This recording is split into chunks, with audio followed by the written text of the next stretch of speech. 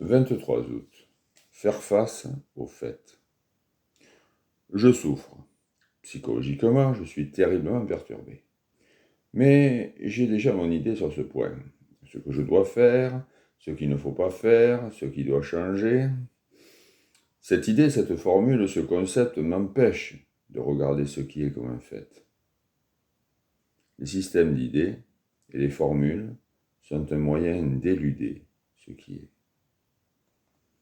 En cas de grand danger, l'action est immédiate. En pareil cas, vous n'avez aucune idée préconçue. Vous ne formulez pas d'abord une idée pour agir ensuite en fonction de celle-ci. L'esprit est devenu paresseux, indolent, se fiant à une formule qui lui a donné le moyen d'échapper à toute action dirigée vers ce qui est. Conscient de tout le phénomène qui nous a été décrit, et que nous admettons non pas parce qu'on nous en a souligné l'évidence, mais pour l'avoir constaté nous-mêmes. Pouvons-nous affronter le fait, par exemple, que nous sommes violents? Nous, les êtres humains, nous sommes violents et nous avons fait sciemment de la violence, de la guerre et ainsi de suite notre mode de vie.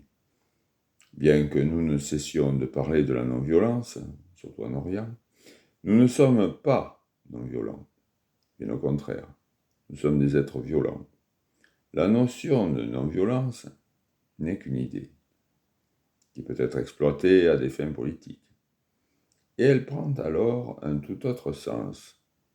Mais la non-violence est une abstraction et non une réalité.